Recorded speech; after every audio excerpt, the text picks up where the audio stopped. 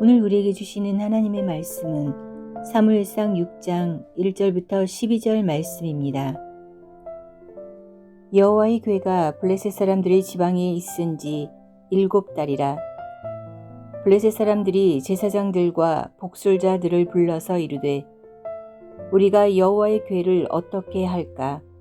그것을 어떻게 그 있던 곳으로 보낼 것인지 우리에게 가르치라.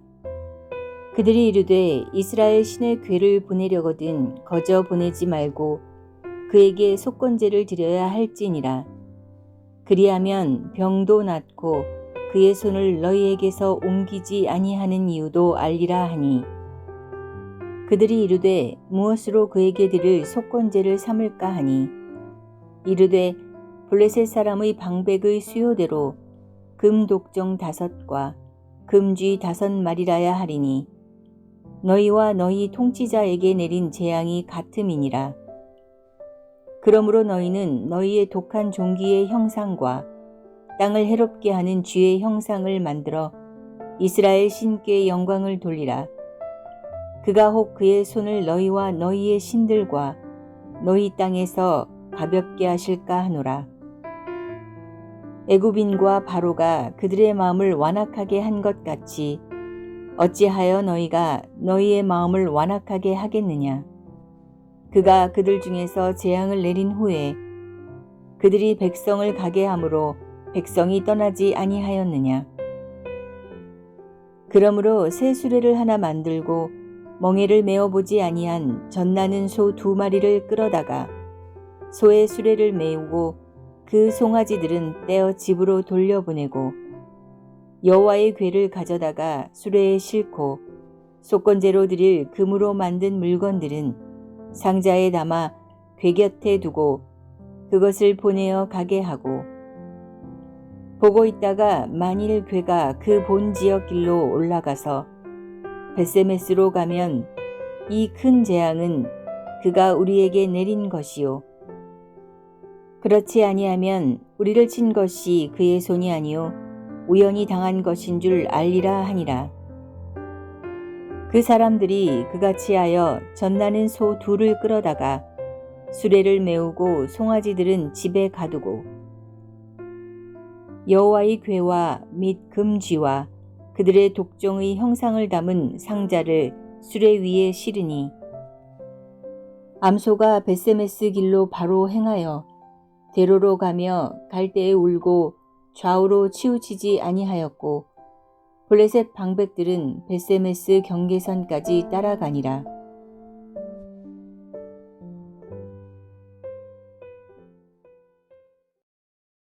우리는 어제 새벽 시간을 통해서 여호와의 법궤가 머물고 있던 블레셋의 주요 도시 아스돗, 가드, 에그론의 독종의 창궐에서 블레셋 사람들이 죽어나가는 것을 보았습니다.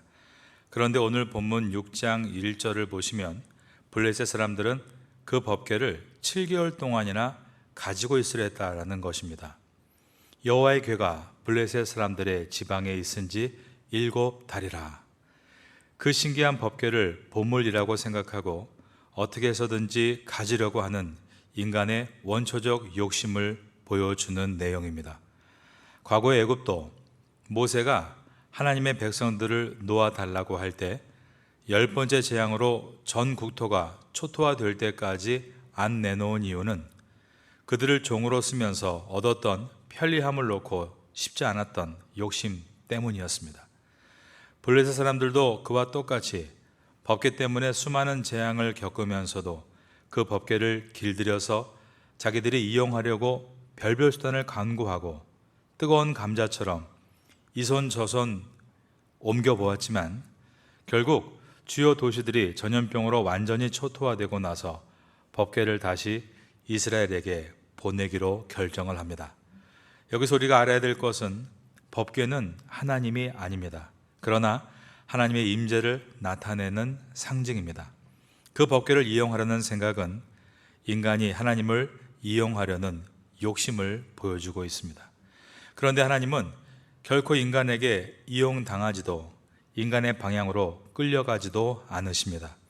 인간 편에서는 7개월 동안 법궤를 데리고 있었고 이제 법궤를 돌려보낸다라고 생각하지만 그것은 틀린 것입니다.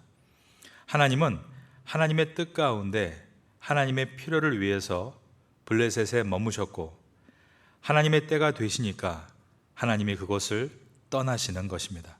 그러므로 인간이 하나님을 자기 위에 두는가 아니면 하나님을 자기 아래에 두는가가 중요합니다. 아직 하나님이 자기 아래에 있다고 생각하는 사람은 하나님을 잘 모르고 있는 것입니다. 아직 내 손 안에 하나님이 있다라고 생각하는 사람은 하나님을 모르고 있는 것입니다. 하나님의 손이 내 위에 계시는 것입니다. 예전에 저희 교회가 큰 길가에 있었을 때 어느 집사님이 오랜만에 주일에 나와 예배드리시고 저에게 간증을 하셨던 일이 있습니다. 그분이 주일 아침에 일하러 가다가 신호등에 걸려서 멈추고 싶지 않아 운전대를 왼쪽으로 쭉 돌려 유턴을 했는데 바로 교회 앞을 지나게 된 것입니다. 그러자 차를 세우고 교회에 들어와 주일 예배를 드리고 하나님 앞에 자신을 보여드리고 돌아갔습니다. 그날 그분은 저에게 오늘 주일에 온 것은 정말 우연이라고 여러 번 강조했습니다. 저는 그분에게 말했습니다. 그 우연도 하나님이 만들어주시는 것이라고 말입니다. 사실 그분이 교회 앞을 지날 때 그냥 지나치지 못하고 들어온 이유가 있습니다. 얼마 전에 꿈을 꾸었는데 그 꿈자리가 사나웠던 것입니다. 그 꿈을 꾼 것과 주일 아침 운전대를 꺾은 일이 그를 하나님 앞에 나와 예배를 드리도록 만들어 주었습니다. 제가 그분에게 이렇게 말씀드렸습니다. 집사님, 다음에 오실 때는 손이 가는 대로 오지 마시고 마음의 운전대를 돌려서 오십시오. 여러분, 하나님이 그냥 가만히 계시는 것 같죠? 그렇지 않습니다. 오늘도 하나님은 누구보다 일을 많이 하시며 각 사람을 돌보시고 하나님의 뜻을 이루어 가고 계시는 신실하신 하나님이십니다. 내 손 안에 하나님이 있다 생각하지 마시고 하나님의 손 안에 여러분이 있다는 것을 믿으시기를 축원합니다. 블레셋 사람들은 어떻게 해서든 자신의 손으로 하나님을 쥐어보려고 했지만 하나님은 하나님의 뜻을 따라 그곳에 계시다가 이제는 하나님의 때를 따라 그것을 떠나시는 것이었습니다. 그들은 어떻게 이 법궤를 돌려보낼까를 고심합니다. 그리고 복술자들을 불러들였습니다. 2절입니다. 블레셋 사람이 제사장들과 복술자들을 불러서 이르되 우리가 여호와의 궤를 어떻게 할까? 그것을 어떻게 그 있던 곳으로 돌려보낼 것인지 우리에게 가르치라. 여기서 복술자란 점쟁이를 말합니다. 그들은 제사장들과 점쟁이들에게 어떻게 그 있던 곳으로 여호와의 궤를 돌려보낼 수 있는 것인지 가르치라고 했습니다. 그들이 방법을 다음과 같이 말해 줍니다. 3절입니다. 그들이 이르되 이스라엘 신의 궤를 돌려보내려거든 거저 보내지 말고 그에게 속건제를 드려야 할지니라. 그리하면 병도 낫고 그의 손을 너희에게서 옮기지 아니하는 이유도 알리라 하니. 참 재미있는 것은 이들이 이스라엘의 제사법을 말하고 있다는 것입니다. 아마도 오랜 동안 고심을 하면서 이스라엘의 제사법을 공부한 것 같습니다. 오늘날에도 신앙은 없으면서 기독교를 공부하는 사람들이 있습니다. 하나님이 블레셋에 머무시는 때는 사실 하나님의 복음이 머무는 때 아니었습니까? 변화의 기회, 은혜를 받을 만한 기회가 있었습니다. 그런데 그들은 하나님의 은혜를 어떻게 받을까를 생각하지 않고 7개월 동안 하나님의 힘을 어떻게 이용할 수 있을까만을 생각했습니다. 인간의 욕심입니다. 우리가 오늘 새벽에 나와 예배드리고 기도하는 것도, 그리고 집에 돌아가서 오늘 본문의 큐티책을 펴놓고 묵상하는 것도 마찬가지입니다. 내 계획을 세워놓고 하나님의 힘을 이용하려고 하면 그 시간과 정성은 헛것이 되고 맙니다. 하나님의 뜻을 깨닫고 그 뜻에 나를 세팅함으로 하나님의 은혜를 위로부터 받아야만 유익이 되고 은혜가 되는 것입니다. 블레셋에서 공부 좀 한다는 사람들이 모여서 이스라엘 제사법을 공부했지만 하나님의 은혜를 받지는 못했다는 것이 우리에게 많은 메시지를 줍니다. 이 자리에 계신 여러분은 말씀을 배우는 것에 머무르지 말고 그 말씀으로 은혜 받기를 사모하는 성도가 되시기를 축원합니다. 그들이 말했습니다. 이스라엘 신의 괴를 보내려거든 거저 보내지 말고 그에게 속건제를 드려야 할지니라. 하나님의 법궤를 돌려보낼 때 속건제를 드려야 한다고 말한 것입니다. 속건제는 레위기 5장 14절 이하를 보면 주로 하나님의 거룩한 것에 대해서 잘못해서 죄를 저질렀을 때 드리는 제사로 죄에 대한 보상을 수반했습니다. 그래서 속건제물로 제사장과 복술자들은 전염병을 창궐하게 한 독종과 쥐를 금으로 만들어서 금독종 5, 금쥐 5세트를 만들어 속건제물로 드려야 한다고 했습니다. 4절입니다. 그들이 이르되 무엇으로 그에게 드릴 속건제를 삼을까 하니 이르되 블레셋 사람의 방백의 수요대로 금독종 5과 금쥐 5마리라야 하리니 너희와 너희 통치자에게 내린 재앙이 같음이니라. 그러나 이것이 하나님의 뜻이었겠습니까? 하나님이 이것을 값으로 받으시고 전염병을 거두신 것입니까? 이것은 마치 암에 걸린 사람에게 빨간 약을 발라주는 것과 같은 것입니다. 블레셋 사람의 방백의 수요대로라고 했는데 나름대로 의미를 붙여서 블레셋의 주요 도시인 아스돗, 가사, 아스글론, 가드, 에글론 이 5도시의 지도자들이 모두 5이니까 그들과 그 도시를 대표해서 5개의 금독종, 금쥐를 제작한 것입니다. 세상을 살다 보면 이처럼 쓸모없는 것을 만드는 경우를 많이 봅니다. 쓸모없는 시간을 쓰는 경우도 있고 쓸모없는 돈을 허비하는 일들도 있는 것입니다.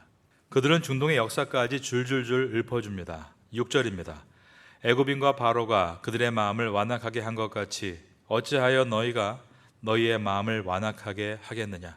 그가 그들 중에서 재앙을 내린 후에 그들이 백성을 가게 함으로 백성이 떠나지 아니하였느냐. 그러나 그들이 정말 알아야 될 것은 하나님이었습니다. 징계라 할지라도 그것을 통해 하나님께 돌아올 수 있으면 그것은 복음이 되는 것입니다. 예수 믿으면 구원받는다도 복음입니다. 요한복음 3장 16절 말씀입니다. 그러나 예수 안 믿으면 지옥 간다. 이것도 복음입니다. 요한복음 3장 18절인 것입니다. 그래서 우리 초창기 한국교회 믿음의 선배들은 이것을 4마디로 만들어 전도했습니다. 예수 천당, 불신 지옥. 성경은 역사서와 예언서로 되어 있습니다. 역사서를 통해 이 시대의 흐름을 볼 수 있고 예언서를 통해 이 시대의 영적 상황을 볼 수 있는 것입니다. 모든 열방을 사랑하시고 그 열방을 향해 일하신 하나님은 어떤 때에는 사랑과 위로로 복음을 전하시지만 어떤 때에는 책망과 징계로도 복음을 전하시는 것입니다. 여러분은 항상 모든 상황 속에서 복음을 발견하고 그 복음을 품을 수 있는 성도가 되시기를 축원합니다. 오늘 본문과 같이 쓸데없는 지식으로 사는 사람들의 이야기가 지나가고 나서 이제 시대를 잘 준비한 사람, 기도의 사람, 영적인 사람, 믿음의 사람인 사무엘이 등장합니다. 그를 통해 새로운 도약이 시작됩니다. 7절에서부터 소가 나옵니다. 옛날 개그 콘서트에 소는 누가 키워? 이런 재미있는 말이 있었는데요. 하나님의 법궤를 옮기려 하자 어느 누구도 나서지를 못합니다. 그래서 이 법궤를 누가 옮기게 되는가 하면 하나님의 피조물 중에 인간이 아닌 소가 운반하게 되었다는 것입니다. 초라합니다. 어느 누구도 접근하지 못하고 그냥 소 2마리가 끄는 수레 위에 하나님의 임재의 상징인 법궤가 옮겨져 이스라엘로 돌아오고 있었습니다.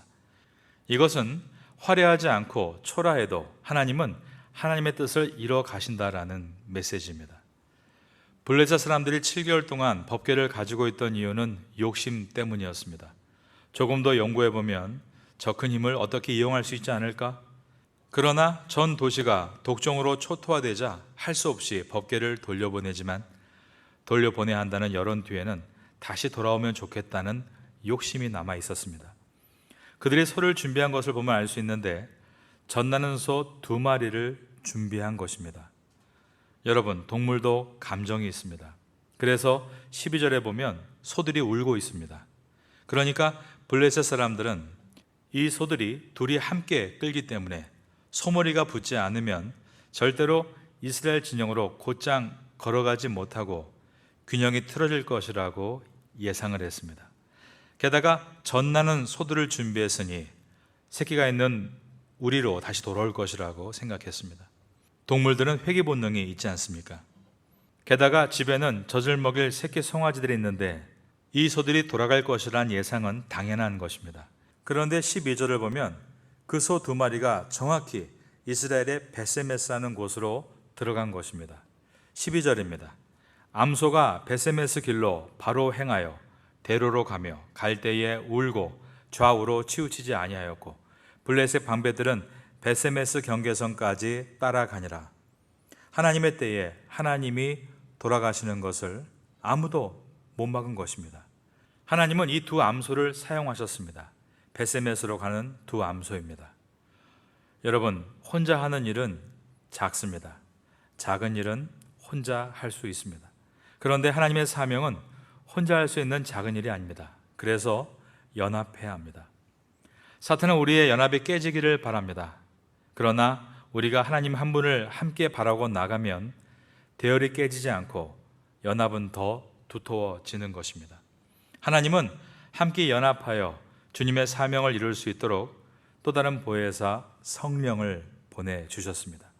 오순절 성령 강림의 큰 의미는 교회의 탄생 그리고 3,000명이 한꺼번에 돌아온 회개의 역사이지만 이어지는 사도행전 3장에 보면 더 기가 막힌 감동이 있습니다. 그것은 성령을 받고 나서 제자들이 연합했다는 것입니다.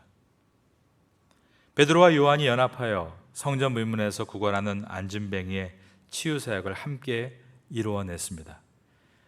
그들은 함께 기도했고 함께 울었고 함께 주님을 바라보며 순교했습니다.